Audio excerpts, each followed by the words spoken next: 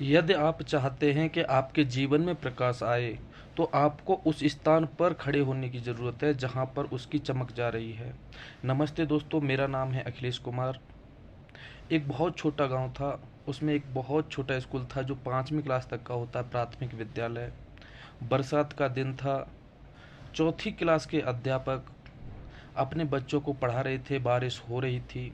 जो अध्यापक थे, उनके मन में एक बात आई कि आज मैं बच्चों से बात करता हूँ और उनसे कुछ पूछता हूँ अलग से, सब्जेक्ट से हटकर।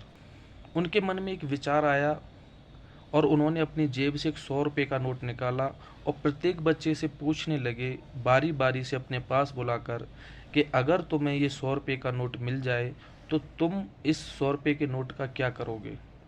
किसी बच्चे ने कहा कि मैं चॉकलेट खरीदूंगा, किसी बच्चे ने कहा कि मैं खिलौने खरीदूंगा, किसी बच्चे ने कहा कि मैं कपड़े खरीदूंगा, किसी बच्चे ने कहा कि मैं किताबें खरीदूंगा।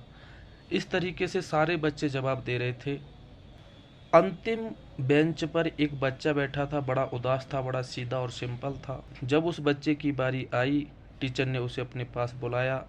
उस बच्चे से भी टीचर ने वही सवाल किया जो सभी बच्चों से किया था कि यदि तुम्हें ये 100 रुपये का नोट मिल जाए तो तुम इसका क्या करोगे। उस बच्चे ने टीचर को बड़ी ही विनम्रता से एक जवाब दिया कि मैं अपनी माँ के लिए चश्मा खरीदूंगा। उस टीचर ने कहा कि और बच्चे तो पता नहीं क्या क्या खरीदने वाले हैं, लेकिन तुम अपनी माँ के लिए चश्मा खरीदना क्यों चाहते हो।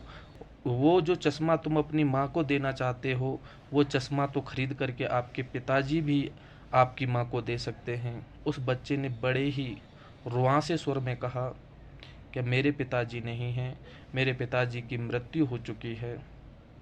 जब ये बात उस टीचर ने सुनी तो वो भी दंग रह गए। उन्हें नहीं पता था कि उस बच्चे के पिता नहीं हैं। और उस बच्चे ने बताया कि मेरी माँ को कम दिखाई देता है, मेरी माँ परिवार का पूरा पालन पोषण करती है।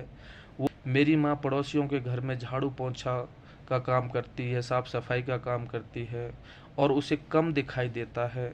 इसीलिए अगर मुझे ये 100 रुपये का नोट मिल गया तो मैं इससे सबसे पहले अपनी माँ के लिए चश्मा खरीदूंगा, जिससे कि वो देख सके। उस टीचर ने उस बच्चे को वो 100 रुपये का नोट देते हुए कहा, बेटे ये 100 रुपये ले जाओ और तुम ये मत सोचना को मैं ये एहसान में दे रहा हूँ या मैं फ्री में आपको ये 100 रुपये दे रहा हूँ। जब तुम्हारे पास 100 रुपये हो जाएं तो ये मुझे वापस दे देना। लेकिन इस बात का ध्यान रखना कि अब तुम्हें अपने घर के हालात बदलने हैं और तुमको ये हालात बदल के दिखाने ही होंगे। बच्चा 100 रुपये लेकर के बहुत खुश हुआ और अपनी माँ के पास गया और माँ को उस दुकान पर ले गया जहाँ पर माँ की आंखें चेक कराई और जिस हिसाब का चश्मा चाहिए था माँ की आंखों के लिए उस बच्चे ने खरीदवा दिया। अब बच्चे ने ठान लिया और वो बच्चा दिन और रात पढ़ता रहा। उसने बहुत अच्छी पढ़ाई करी। कहते हैं ना कि इतिहास अपने आप को दोहराता है। एक दिन बारिश हो रही थी, एक लाल बत्ती की गाड़ी उसी स्कूल के सामने आकर के रुकी। पूरे स्कूल में हड़कंप मच गया कि पता नहीं कौन आ गया, कोई शायद चेकिंग वाला है या चेकिंग करने वाले आए हैं। सभी अपने अपने काम में बिजी हो गए, व्यस्त हो गए। सभी अपने बच्चे को पढ़ाने लगे, कोई कुछ करने लगा। उस लाल बत्ती की गाड़ी में से एक व्यक्ति उतरा और वो सीधा बारिश में भीगते हुए स्कूल में गया और उसने वहां जाकर के उस टीचर का नाम पूछा कि वो टीचर कहाँ हैं। तो दूसरे टीचर ने बताया कि वो टीचर चौथी क्लास के बच्चों को पढ़ा रहे हैं। वो व्यक्ति वहां पर गया और उसने उस टीचर को पहचान लिया और उनके चरणों में गिर गया, चरण छुए। जो टीचर थे वो भी असमंजस में थे, कन्फ्यूजन में थे कि पता नहीं कौन व्यक्ति है जो मेरे चरण छू रहा है, मेरे पैर छू रहा है। तभी उस व्यक्ति ने अपनी जेब से 100 का नोट निकालते हुए कहा कि ये लीजिए गुरुजी, आपके 100 रुपये।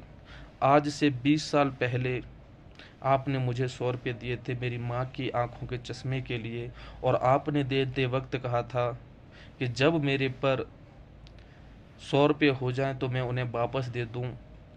आज गुरुजी मैं आपके आशीर्वाद से और अपनी माँ की मेहनत की वजह से, खुद अच्छी पढ़ाई करने के बाद आज मैं कलेक्टर बन गया हूँ और मैं इस लायक हूँ कि मैं तुम्हारे 100 रुपये वापस दे सकूं, इसीलिए मैं तुम्हारे पैसे वापस करने आया हूं।